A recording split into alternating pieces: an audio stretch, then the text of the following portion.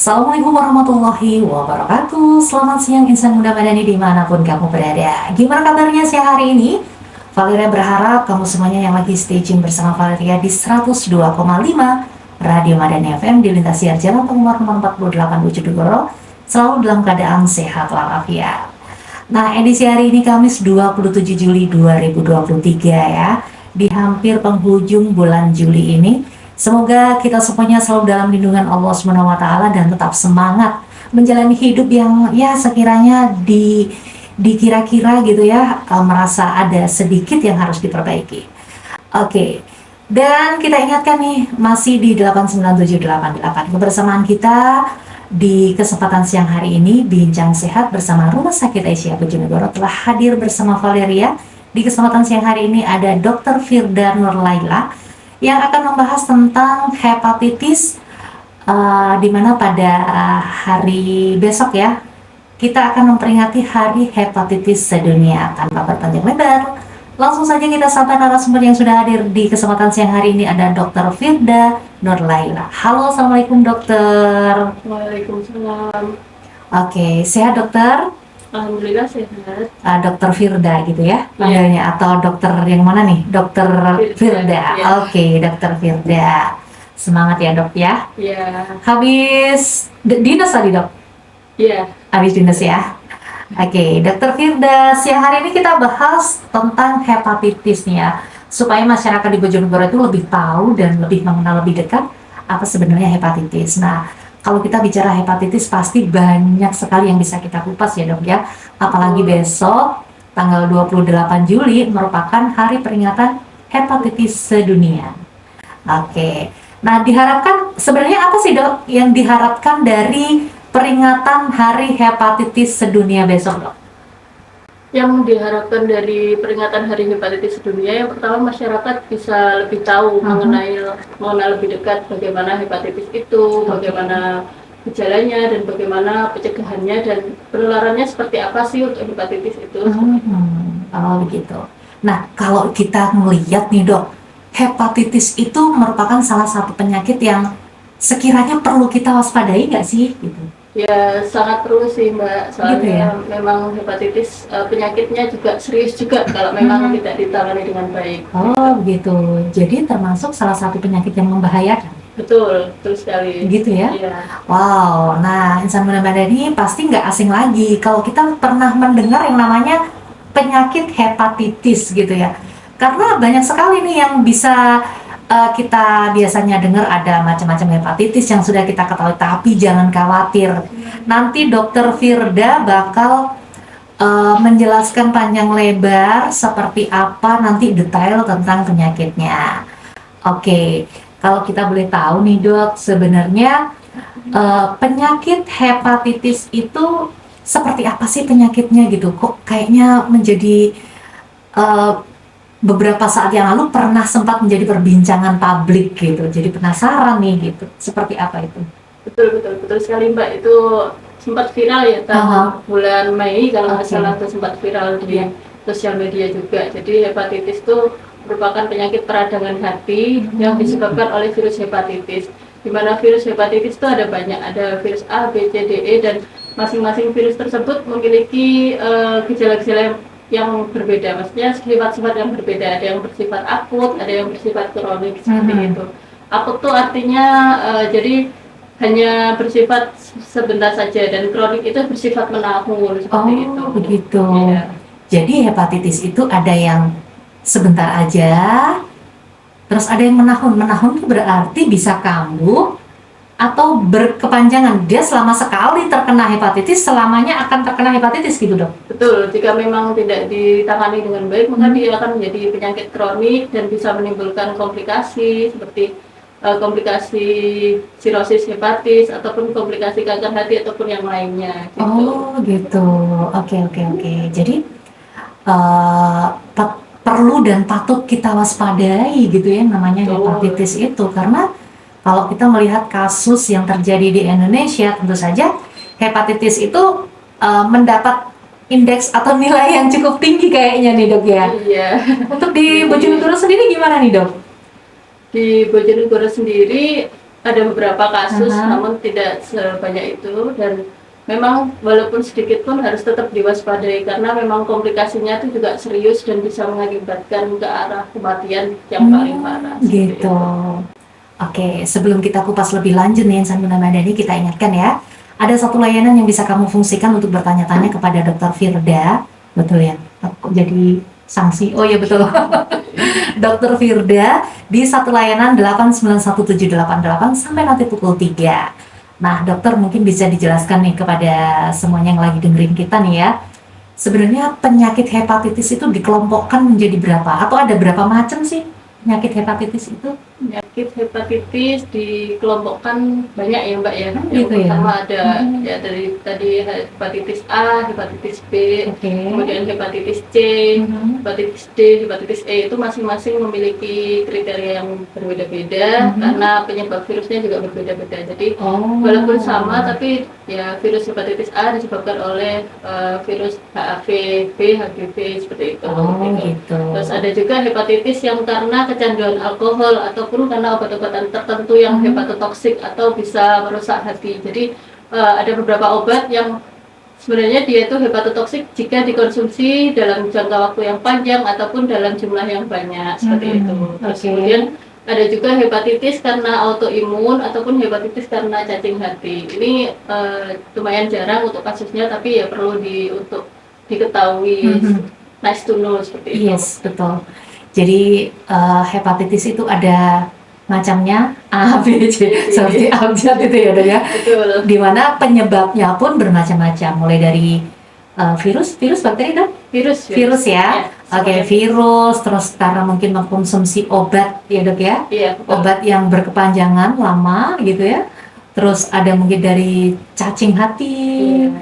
Atau mungkin karena apalagi dok yang satu? Alkohol, meminum alkohol. Nah, kalau di logika nih dok, meminum alkohol itu bisa terkena penyakit hepatitis itu dari apa nih? Dari jenis minumannya?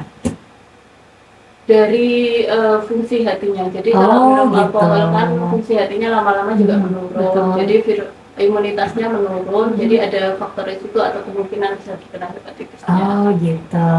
Oke, jadi sebenarnya hepatitis itu ada penyebab tersendiri ya, bukan karena dia faktor keturunan. Bukan juga karena diturunkan. Bukan. Oke, jadi memang dari perilaku si seseorang itu sendiri ya, betul. yang bisa menimbulkan penyakit hepatitis itu muncul di dalam dirinya. Oke, jadi kita udah pada tahu nih Insan Bunda Madani ya, bahwa penyakit hepatitis ini disebabkan oleh beberapa macam faktor, diantaranya tadi yang sudah disebutkan oleh Dr. Firda, di mana jenis-jenisnya juga ada hepatitis A, B, C, D, E. Nah, bahkan yang mungkin paling jarang kita ketemu ya, kita ketahui juga mungkin ya tadi itu disebabkan karena cacing hati. Dan itu kasusnya di Indonesia ada dok? Untuk hepatitis yang berjenis itu? Ada, tapi minim sekali. Gitu ya? Di kota-kota yang biasanya memang masih pedalaman, kecil, 3T, daerah 3T seperti itu. Gitu. Padahal di Bojonegoro sendiri juga ada daerah-daerah yang termasuk kantong 3T itu ya. Semoga saja tidak ada di sana untuk hepatitis yang jenis itu gitu dok ya. Nah, tadi juga disebutkan ada hepatitis akibat autoimun. Nah, ini nih yang jadi penasaran nih. Valeria pengen tahu nih dok, hepatitis yang disebabkan oleh autoimun itu seperti apa nih dok? Jadi hepatitis karena autoimun itu akibat sistem imun tubuhnya itu keliru menyerang sel-sel hatinya. Jadi bisa menyebabkan, karena hepatitis itu sel peradangan, artinya peradangan hati. Jadi dia bisa menyebabkan hepatitis karena peradangan hati tersebut, karena adanya kesalahan pada sistem imunitas tubuh yang salah target untuk menyerangnya seperti itu. Gitu. Jadi apakah bisa dikatakan ketika seseorang itu mempunyai autoimun yang tidak bagus, dalam artian sudah penyakit autoimun sekarang yang lagi itu seperti itu ya penyebutannya ya. Mohon maaf kalaupun Valeria salah mengucapkan nih, karena memang itu terjadi pada keponakan Valeria sendiri, dia menderita autoimun. Nah kayak gitu. Nah apakah seseorang yang menderita autoimun itu besar kemungkinan gampang terserang penyakit hepatitis, atau orang yang terkena autoimun otomatis sudah terkena hepatitis, Dok? Untuk penegakan hepatitis pun tidak serta-merta dari orang yang kena autoimun pasti hepatitis, atau gitu. orang yang hepatitis pasti autoimun, tidak serta-merta seperti itu, Mbak Oke. Valeria ya. Jadi ada beberapa kriteria diagnosis daripada penegakan hepatitis selain daripada pemeriksaan fisik, kemudian kita anamnesis terlebih dahulu, kemudian pemeriksaan fisik, ada juga pemeriksaan diagnostik atau pemeriksaan penunjang seperti nanti dicek sel fungsi hatinya, SGOT, SGPT-nya, kemudian tes antibodinya dari virusnya, dan bisa juga dilakukan USG, yang paling advance itu bisa dilakukan biopsi. Jadi apabila memang dari pemeriksaan tersebut, dari anamnesis dan pemeriksaan fisiknya sudah mengarah ke gejala hepatitis, maka bisa ditegakkan hepatitis. Tapi tidak serta-merta seluruh autoimun itu hepatitis, bukan Gitu. seperti itu. Oke, jadi tidak boleh kita menjudge seseorang ketika terkena autoimun pasti terkena hepatitis, nggak gitu juga ya. Dan itu berlaku untuk semua penyakit. Iya, betul. Tidak boleh gitu. Oke, nah supaya kita bisa menjadi lebih paham lagi nih, Dok. Sebenarnya ciri-cirinya itu bagaimana nih, atau apa tanda-tanda untuk seseorang yang terkena hepatitis? Dan apakah ciri-ciri atau tanda-tanda orang yang terkena hepatitis antara A, B, C, D, E itu sama, Dok? Baik. Atau berbeda? Silakan. Untuk ciri-ciri daripada pasien mengarah ke gejala hepatitis, baik seperti misal ada mual muntah, itu paling sering ya, semua orang pasti mengalami mual muntah juga. Terus kemudian ada demam, terus kemudian mudah lelah, yang paling jadi tanda patok pneumonis itu biasanya matanya kuning atau skleranya ikterik. Sklera itu bagian putih-putih mata itu, Mbak. Jadi dia berubah menjadi kuning karena adanya proses bilirubin yang tidak terkonjugasi dengan baik. Kemudian ada juga dari fesesnya itu berwarna dempul, jadi seperti putih. Kalau kita kan normalnya fesesnya warna kuning ya, atau warna kecoklatan. Nah, kalau pada pasien-pasien hepatitis itu fesesnya menjadi putih atau dempul seperti bedak bayi, seperti itu warnanya. Terus kemudian urinnya itu berwarna gelap seperti teh. Jadi kalau kita kan urinnya juga warnanya kuning atau mungkin putih kuning kalau memang kita cairannya cukup. Tapi kalau pada pasien-pasien hepatitis biasanya urinnya itu berwarna seperti teh atau coklat kegelapan seperti itu. Oke, jadi walaupun si pasien itu minum air banyak pun juga tetap akan berwarna seperti itu ya, Dok? Betul, kalau memang dia terinfeksi hepatitis. Oh, begitu. Oke. Jadi insan muda madani, kalaupun kamu atau mungkin ada orang-orang di sekitar kamu yang punya ciri-ciri atau tanda-tanda seperti itu, ya Mbok Yao jangan diam saja begitu ya. Langsung dibawa ke layanan kesehatan untuk mendapatkan penanganan yang tepat tentu saja ya, Dok ya. Nah, tadi disampaikan dokter bahwa warna mata yang putih itu menjadi kuning. Nah, apakah itu hanya berlaku untuk warna mata aja, Dok? Mungkin kulitnya menjadi lebih kuning, glowing gitu, atau tidak termasuk nih, Dok? Termasuk termasuk juga ya? Jika memang sudah kronis dan udah parah seperti itu, biasanya dari matanya kuning, kemudian badannya juga ikut kuning. Karena tingginya proses kadar hati yang tidak normal juga, seperti itu. Oke, jadi biasanya orang itu pingin kulitnya kuning gitu ya. Kalaupun terkena hepatitis ya nggak mau juga, Dok ya, dengan cara kuning seperti itu. Nah, itu tanda-tanda semacam itu berlangsung berapa lama nih, Dok, untuk bisa kita ketahui? Mungkin tanda-tanda itu muncul entah itu 1 minggu atau berapa hari nih ketika virus itu masuk ke dalam tubuh kita. Tanda-tandanya biasanya tergantung dari tadi yang sifat virusnya. Hepatitis, kalau hepatitis A itu kan bersifat akut, dia bisa muncul dari harian sampai mingguan, bahkan bulanan. Kalau tapi lumayan jarang sih bulanan. Tapi kalau yang kronik, misalnya hepatitis B, hepatitis C, hepatitis ataupun hepatitis lainnya yang kronis, itu biasanya munculnya baru ketahuan tuh di bulan ke-3 atau bulan ke-6 sampai bertahun-tahun. Misal 5 tahun kemudian setelah terjangkit oleh virusnya, baru dia bisa ketahuan kalau dia ternyata kena hepatitis seperti itu. Jadi gitu. silent disease seperti itu. Mhm. Silent disease. Wow, hampir sama dengan HIV berarti ya. Mungkin kalau imunnya tidak bagus, cepat menyerang, cepat bisa diketahui. Kalau masih bagus, masih bisa 3 tahun, berapa puluh bulan gitu ya, masih bisa baru bisa terdeteksi. Oke, tadi disampaikan dokter bahwa kalau seseorang itu terinfeksi virus hepatitis ya, contoh nih dok, kalau si A itu terkena hepatitis A, kemudian dia berinteraksi dengan si B yang sehat. Nah, apakah dia juga akan menularkan virusnya tipenya sama dok? Seumpama hepatitis A, ya dia akan tertular hepatitis A. Kalau hepatitis B, dia juga akan tertular hepatitis B juga. Atau mungkin ada semacam tahapan-tahapan nih. Dia masuk A dulu, baru nanti berganti B atau gimana nih dok? Baik, jadi untuk penularan hepatitis sendiri biasanya ditularkan melalui cairan atau bisa seperti cairan melalui kontak seksual seperti itu. Terus untuk hepatitis A biasanya terkontaminasi dari makanan. Misal si A sama si B makanannya sama, terus kemudian si A kena hepatitis, yang si B juga kena hepatitis, kemungkinan karena makanan tersebut karena dari kontaminasi makanan yang terkontaminasi dari virus hepatitis. Beda kalau yang hepatitis B mbak, jadi hepatitis B itu lebih kronis, lebih ke penularannya melalui cairan seperti hubungan seksual dan gitu. Oke, jadi di sini bisa kita sampaikan bahwa penyakit hepatitis itu bisa menyerang siapa saja. Betul. Tidak hanya orang tua saja, bahkan anak-anak pun berkemungkinan untuk terkena hepatitis gitu ya dok ya? Iya, betul. Oke, waduh insan muda madani, ini perbincangan kita sudah mulai hangat nih ya. Namun jangan khawatir, kita akan break dulu dokter. Setelah yang satu ini kita akan kembali lagi insan muda madani, jadi jangan kemana-mana, keep stay tune terus bersama Valeria, hanya di 102,5 Radio Madani FM. Oke, kembali lagi bersama Valeria di 102,5 Radio Madani FM di lintas siar Jalan Teguh Umar nomor 48 Bojonegoro.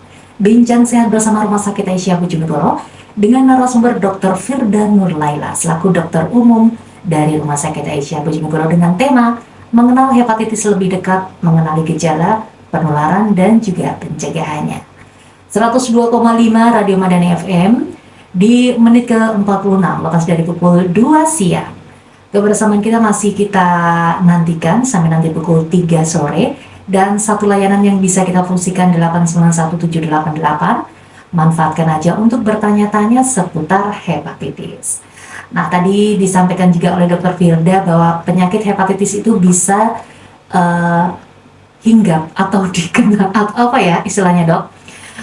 Bisa ditularkan atau bisa menularkan kepada siapa saja. Tidak peduli dia anak-anak, tidak peduli dia orang dewasa pun bisa terkena atau tertular yang namanya hepatitis. Jadi kita harus hati-hati karena memang hepatitis ini ada berbagai macam cara penularannya gitu loh. Baik itu tadi melalui makanan gitu dok ya, juga melalui hal-hal autoimun dan lain sebagainya yang tadi sudah disampaikan. Jadi kita sebagai diri yang tahu akan kesehatan, pentingnya kesehatan, harus tetap waspada, harus tidak boleh mengacuhkan lah ya bahwa sebenarnya hepatitis itu ada di sekitar kita gitu loh. Karena memang tidak bisa dideteksi secara kasat mata dan itu hanya bisa melalui diagnosa dokter yang lebih berkompeten di dalamnya. Nah dokter, ketika seseorang itu terkena hepatitis nih, apakah serta-merta sakdek-saknyek gitu dok, saat itu juga akan muncul gejala atau mungkin berrentan waktu gitu, mungkin diarenya dulu yang muncul atau panasnya dulu yang muncul setelah beberapa saat seperti tadi dokter sampaikan, mungkin bisa seminggu atau mungkin beberapa tahun kemudian gitu. Nah ketika seseorang sudah tahu nih dirinya tidak nyaman dengan kondisi itu atau mungkin keluarga yang mengetahui hal itu, apakah harus langsung diperiksakan karena memang mungkin ada toleransi, ini masih bisa ditunda besok untuk periksa atau bagaimana nih dok, sarannya dok? Oke, baik. Jadi untuk kapan kita harus periksa ke dokter apabila untuk mengetahui ini hepatitis atau bukan dari gejalanya tadi seperti mual muntah, kemudian ada demam, terus kemudian ada penyakit kuning, terus kuning di mata atau di skleranya, terus kemudian yang paling tanda yang paling khas yaitu biasanya BAB-nya warnanya dempul atau warnanya putih, terus kemudian buang air kecilnya seperti warna teh, terus ada penurunan berat badan seperti itu. Itu sebaiknya diperiksakan ke dokter seperti itu. Kalau serta merta tidak, tapi ada beberapa karena yang ada yang akut, ada yang kronik tadi Mbak. Yang misal yang akut yang hepatitis A itu tadi, jadi dia bisa harian atau mingguan dari awal mula terinfeksinya virus hepatitis, karena hepatitis A biasanya terjadi karena kontaminasi makanan yang kurang bersih, yang kurang hygiene, yang kurang higienis karena adanya kontaminasi dari virus hepatitis tersebut, hepatitis H, virus HAV, hepatitis A virus. Jadi biasanya dia akan mingguan atau bulanan saja. Tapi kalau yang hepatitis kronis yang biasanya itu penularannya lebih ekstrim, bisa karena kontak seksual atau misal dari cairan, misal cairan tubuh seperti itu biasanya gejalanya akan munculnya itu bulanan bahkan tahunan seperti itu. Jadi beda tipe, beda gejala juga, dan beda timelinenya juga seperti itu. Gitu. Oke. Jadi memang tetap disarankan ketika sudah ada muncul gejala langsung diperiksakan gitu ya. Betul. Apakah pernah ada kasus Dok ketika ibaratnya kasep gitu Dok? Banyak sih. Oh gitu ya? Ya, biasanya baru ketahuan kalau memang dia keluhannya ya itu tadi kayak udah BAB-nya warnanya dempul, terus kemudian BAK-nya warna teh, terus ternyata pas dicek HBsAg-nya, antibodinya, terus kemudian fungsi enzim hatinya juga ternyata tinggi. Wah, ini berarti orang ini sudah terkena hepatitis seperti itu. Kalau yang HBsAg positif lebih ke arah hepatitis yang kronis seperti itu. Oke, jadi yang kronis itu ibaratnya ketika dia sudah kronis tetapi belum mendapatkan penanganan ya, berarti kan ada kemungkinan dia sudah menularkan sebelum-sebelumnya nih Dok. Iya, Ya, ada kemungkinan begitu ya. Kemungkinan begitu. Wah, ini nih yang bahaya ya. Kita yang tidak tahu, kita yang belum sadar ketika berdekatan mungkin dengan orang yang terkena hepatitis, itu akan rezekinya sendiri. Gak bisa dibayangin deh pokoknya. Gitu deh ya. Iya. Oke, nah pengobatan hepatitis sendiri Dok, apakah dia hanya melalui rawat jalan aja atau harus melalui rawat inap Dok? Untuk pengobatan hepatitis sendiri biasanya memang perlu pantauan khusus dari tenaga medis, dari dokter ataupun dari dokter spesialis seperti itu. Jadi bisa didasarkan dari tingkat keparahannya. Yang paling parah biasanya bisa sampai transplantasi hati, jadi kayak donor hati ke orang yang terkena hepatitis tersebut. Terus obat-obatnya biasanya bisa obat-obatan seperti obat interferon, obat imunosupresan, karena kan memang ada pengaruh juga dari imunitasnya juga. Terus selain itu karena hepatitis disebabkan oleh virus, jadi perlu juga obat antivirus seperti itu. Dan misalnya yang tadi hepatitis karena cacing hati, ya diobati obat cacing seperti itu. Jadi diobati sesuai gejalanya, diobati sesuai penyebabnya seperti itu. Oke, jadi orang yang terkena hepatitis, apakah dulunya itu belum vaksin atau imunisasi Dok? Atau bisa jadi orang yang sudah itu? Bisa jadi. Oh gitu? Iya. Namun kalau yang misal orang yang belum vaksin, biasanya resiko terinfeksinya lebih besar daripada orang yang belum, yang sudah vaksinnya. Sudah vaksin pun tidak menutup kemungkinan dia bisa terkena hepatitis kalau memang dia sering terpapar oleh virus dari hepatitis tersebut, mulai melalui dari penularannya tadi seperti cairan tubuh dan lain sebagainya. Oke, jadi ketika mungkin dalam suatu tempat lebih banyak kasus orang yang terkena hepatitis nih, apakah tetap ya kita disarankan untuk mengikuti vaksin untuk hepatitis itu tadi? Nah, vaksin untuk hepatitis itu berbayar atau gratis Dok? Untuk yang belum, maksudnya biasanya kan dulu bayi lahir diimunisasi kayak gitu kan, itu masih gratis gitu ya. Nah, kalau sudah berjangka waktu, apakah itu berlaku gratis atau gimana Dok? Sepengetahuannya? Biasanya sih kalau karena kan biasanya program vaksinasi hepatitis itu udah dari pemerintah. Mhm. Kalau misal dari yang Mbak Valeria katakan bisa jadi itu berbayar karena kan di luar dari program pemerintah Iya. seperti itu. Oh, ternyata begitu. Ya, ya, ya. Karena memang kalau sudah after COVID ini kan banyak sekali bermunculan penyakit-penyakit yang dibilang rada-rada aneh gitu ya, yang biasanya pilek hanya 3 hari lewat, ini bisa berminggu-minggu kayak gitu. Jadi kan ibaratnya kekebalan diri itu harus ditambah, dibahas, di booster gitu ya dok ya. Betul. Sehingga imunisasi, pemberian vaksin itu memang diperlukan gitu dok ya untuk saat-saat ini. Diperlukan. Kalau memang yang paling penting sih kayak menjaga imunitas tubuhnya biar tetap fit, biar tetap kuat, bisa dengan konsumsi vitamin B kompleks, ataupun vitaminnya sekarang sudah banyak juga multivitamin yang dijual bebas di apotek, itu juga cukup membantu untuk membentuk imunitas kita lebih kuat. Oh gitu.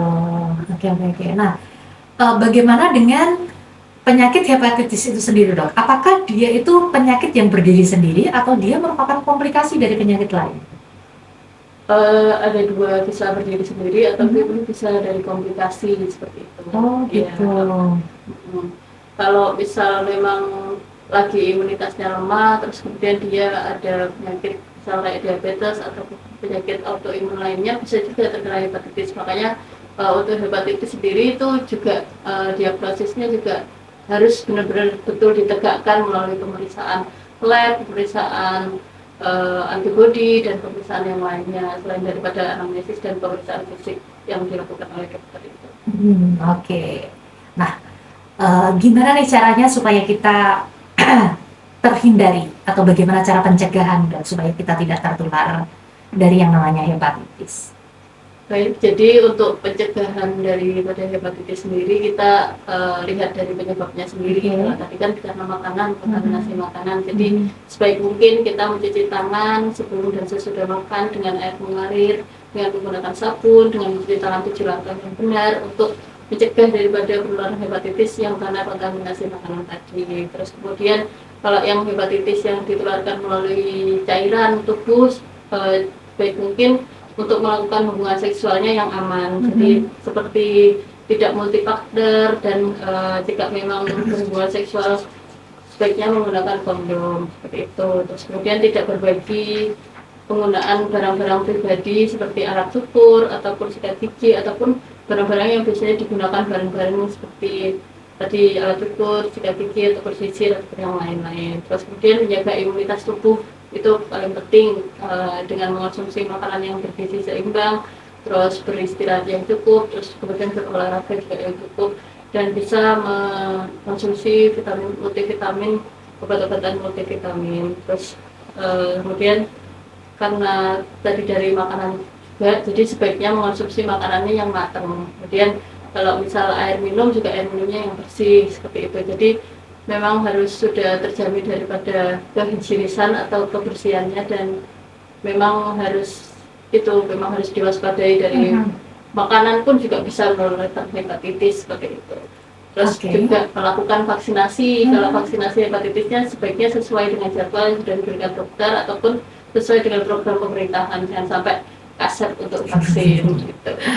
Oke, ada lagi dok? Yes, seperti itu. Oke, jadi hepatitis ini kalau dirasa-rasa penularannya hampir sama dengan TBC dok ya. Lebih mudah daripada penularan HIV, kan? Ibaratnya gini, kita makan bersama dengan orang-orang yang terkena HIV aja nggak nular gitu loh. Tapi kalau hepatitis kita makan dengan makanan yang sama, tempat makan yang sama, itu bisa menularkan. Entah itu hepatitis, entah itu TBC gitu ya dok ya.